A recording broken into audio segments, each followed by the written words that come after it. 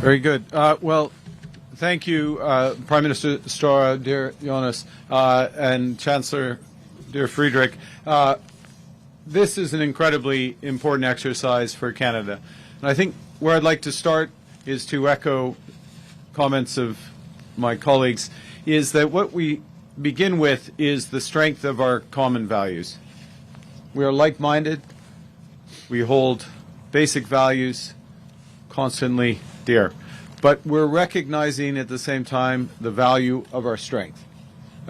We're all investing heavily in our defense and security, and we all recognize that we are much stronger together. Stronger together when we cooperate in areas such as space, cooperate in defense, but also cooperate with other like-minded nations. And there's no better illustration than Operation Cold Response.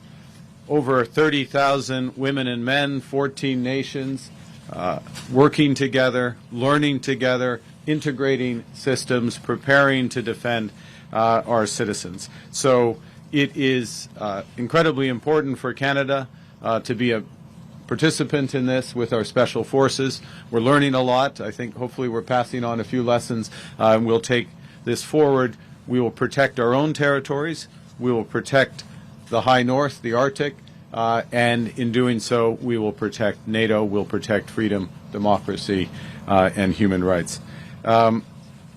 Just a couple of words about our commitment to defense. A year ago, our new government was first sworn in, and within the first week, we went to our Arctic and made a commitment. We made a commitment to change fundamentally our defense strategy, to be present 365 days a year in land, sea, and air, in a territory that is 40% of our land mass and 75% of our coastline. I would add also a territory that shares a 3,000-kilometer border with the European Union. Part of that commitment comes with major investment. We announced yesterday over $40 billion of investments in the Arctic, in defense and security and economic security. And then that is part of a bigger set of investments consistent with commitments we all made less than a year ago in The Hague. In The Hague. I was going to say in The Hague. I wanted to say Hamburg because you were here, Friedrich, but in The Hague. Made commitments there for Canada. Those commitments translate to $500 billion of additional spending on defense and security over the course of the next decade. C'est à peu près 500 milliards de dollars sur des dépenses sur la défense et la sécurité d'ici 2035. Au fond, c'est une question de partenariat et des questions des valeurs communes que nous partageons. So, fundamental learnings from this exercise, fundamental strength that comes from the partnership that we have. Thank you for hosting us. I look forward to moving forward together, and of course, we all look forward to your questions. Thank you very much. And then we open up for questions, and the first questions come from the Norwegian news agency, Bibiana Dale Pine. So if you please go to the microphone down there. Yes. Next to the cameras, please.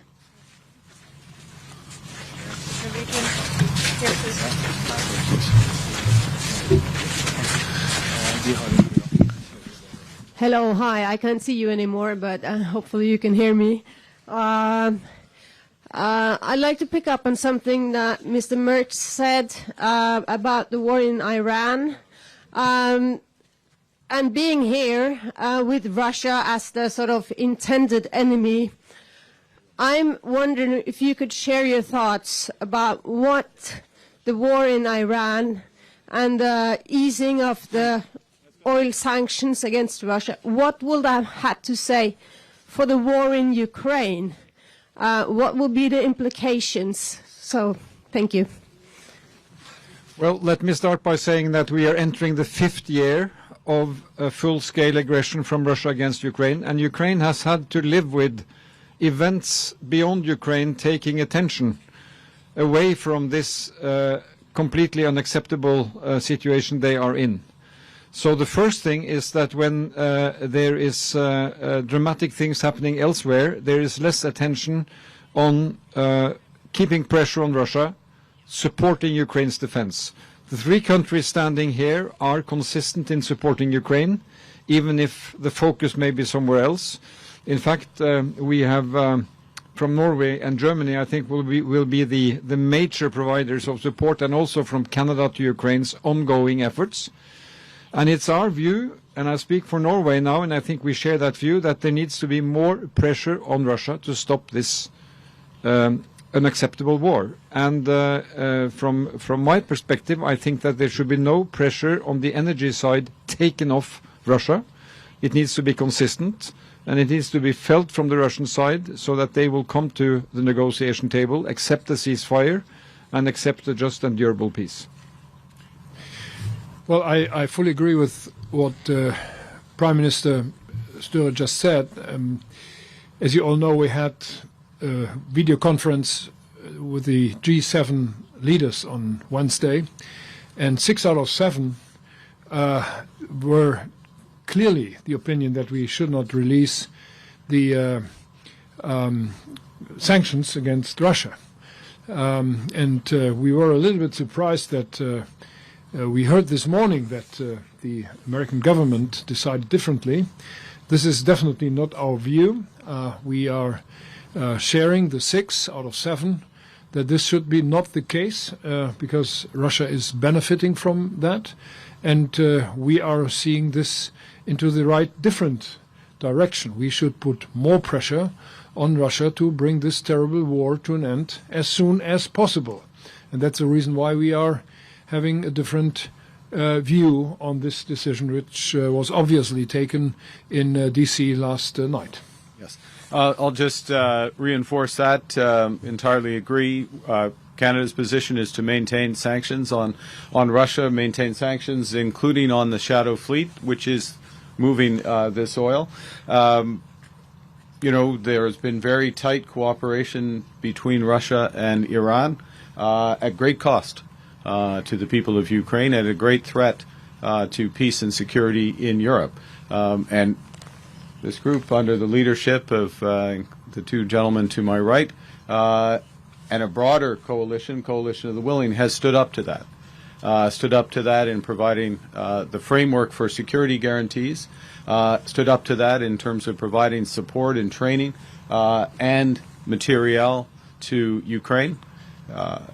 All of us have contributed considerably to the defense of Ukraine, stood up to it in terms of sanctions, which we stand by and will continue to do so. The next question is from Catherine Tunney, CBC. Oh. Okay, we're gonna check. On va faire un petit changement. Ce sera Valérie Gamache de Radio-Canada. Monsieur Carney, d'abord, si vous pouviez répéter en français ce que vous venez de dire sur la position du Canada par rapport à la levée des sanctions américaines contre le pétrole russe. Et ensuite, si on pouvait vous entendre, can you answer the question? Will it be any G7 meeting discussing the American decision? And is any one of you has the intention to talk to Donald Trump about his decision, trying to maybe convince him to back up on it? OK, je vais commencer. En ce qui concerne les sanctions canadiennes contre la Russie, on va les garder. C'est clair, c'est simple. Et la situation demeure la même. C'est la faute de la Russie, cette guerre horrible en Ukraine, et c'est la position du Canada de soutenir l'Ukraine tout le temps. C'est pas le moment d'enlever la pression sur la Russie, surtout parce que la Russie et l'Iran sont des grands alliés. OK?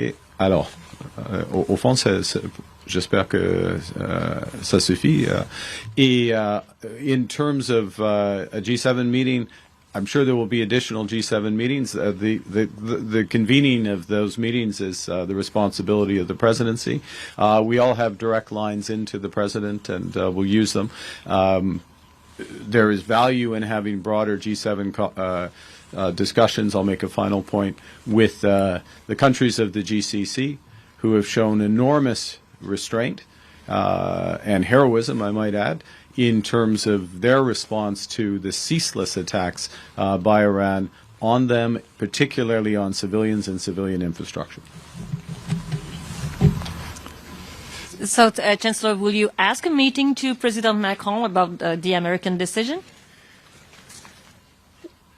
Well, we will have the opportunity to speak with each other over the weekend, and we will check what we can do. And I'm totally agreeing with what Mark Carney said about the sanctions, and this is our view, and this is shared by most of the G7 members, and we will figure out what we can do to keep them ongoing and to increase them instead of releasing them.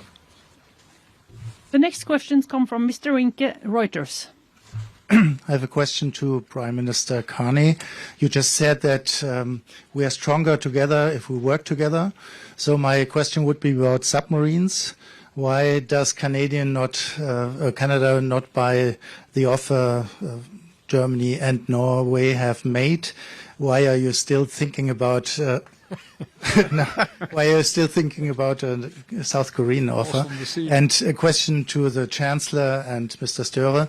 What could you actually offer on addition of the offer which was made by the company to Canada to make it more appealing to accept it? Well, let me answer this in a way that doesn't put pressure on my two colleagues, which is that all of our governments are making enormous additional investments in defense and security, rightly so. But all of us are doing so in a way that is responsible with taxpayer dollars, that look to ensure that those investments have the maximum effect in terms of providing defense and security to our citizens, and also build partnerships that have broader industrial and economic benefits for all of us together. What does that mean from a process perspective is you run a very clear, consistent, transparent, open, fair process. And the reason I'm not going to answer your question is we're towards the final stages of that. We're at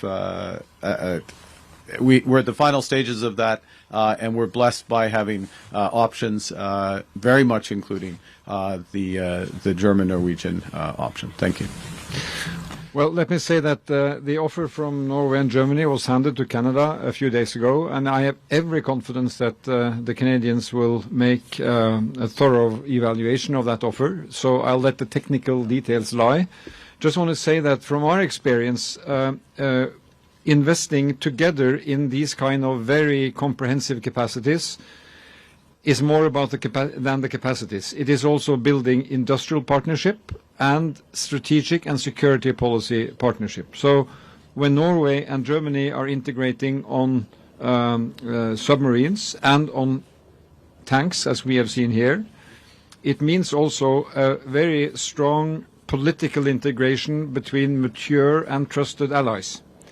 So we get much closer in the way we share outlook on security environment, on security threats, and it's also kind of a cultural dimension of bringing us together, which provides Norway net security by those kind of common projects. So I think that's the whole idea. These are major investments, as Prime Minister Carney says. We are making decisions on spending a lot of money on this, which means that we can spend less money on other important issues in our societies.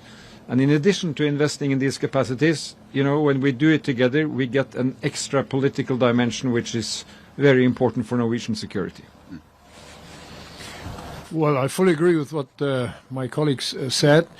This is covering the entire picture of, the one hand, spending money for the right equipment, on the other hand, to standardize, to bring more standards into NATO, and to scale up the numbers. So this is, in my view, extremely important, and we're talking about, and as Mark Carney said, we are in the final stage of our talks, and I'm very much hoping that we can convince the Canadian partners to do that, what we want to see them to do.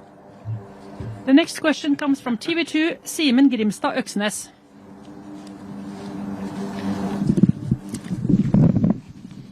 Hello.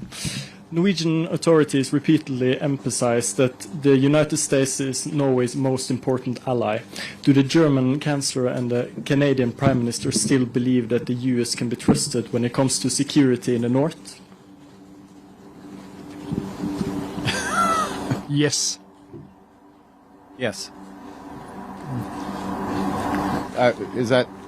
Do you want me to elaborate on that? We have our defense of the North is integrated. I'll give an example through NORAD, which is, since for my entire lifetime, has been the integrated listening post air defense system in the Canadian North and High Arctic, fundamentally integrated with the United States. So we have that level of trust for that system. But I will say at the same time, and this was a huge element of what we announced yesterday, is that we are, as Canada, are taking control and responsibility for defense of our Arctic, more control and responsibility for defense of our Arctic.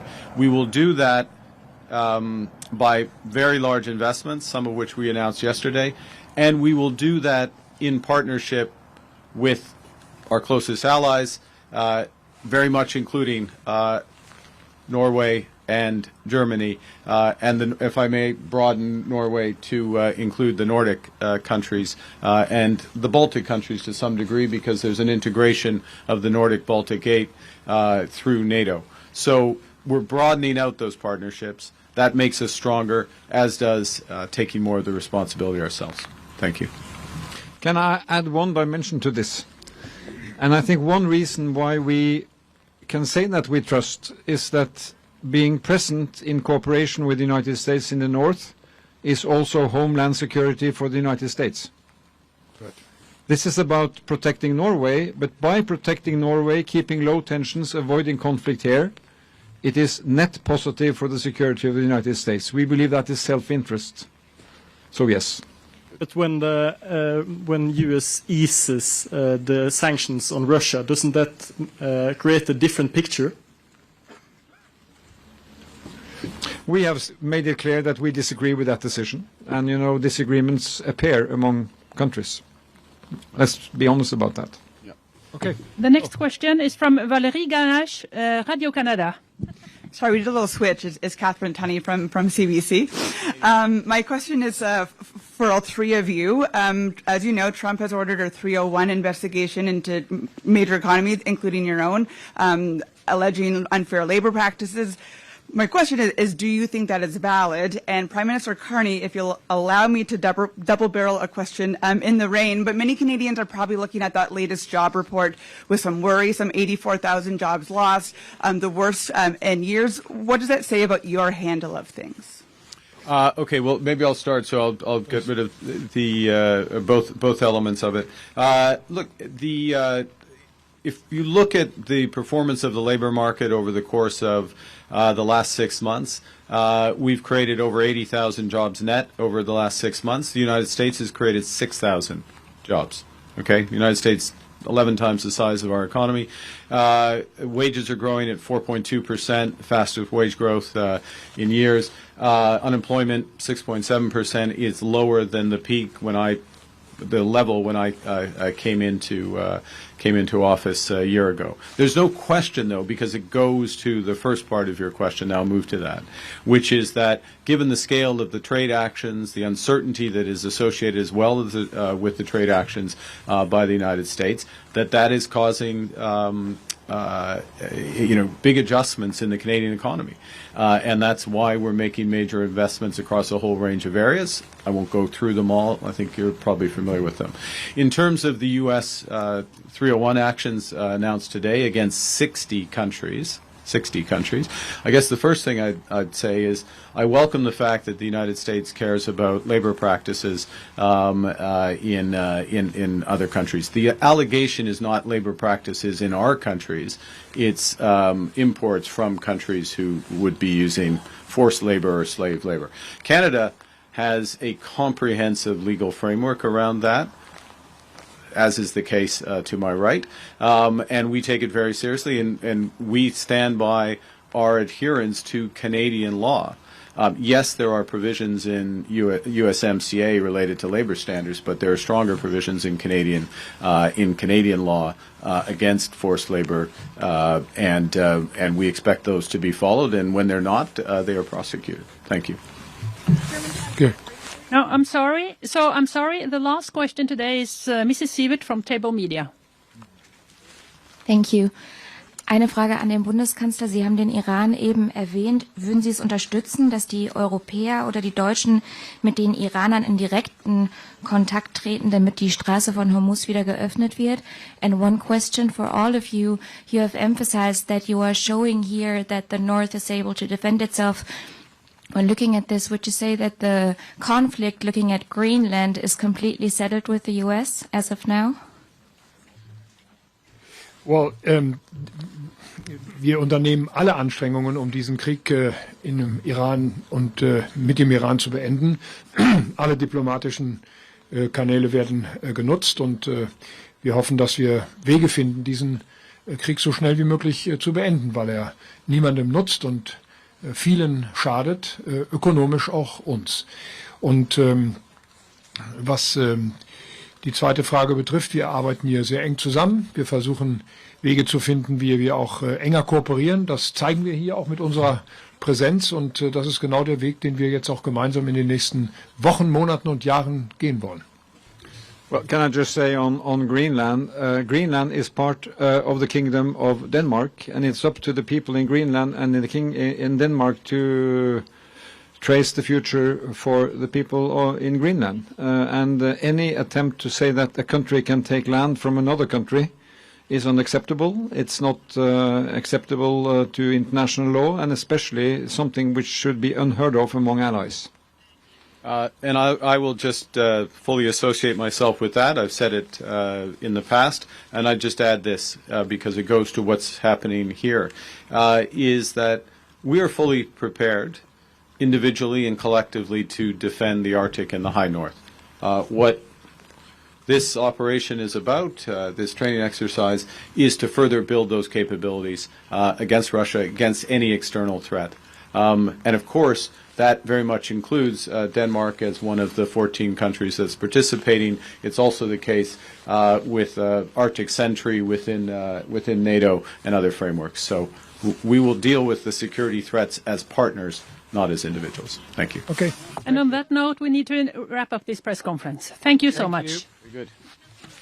Very good. Ladies and gentlemen,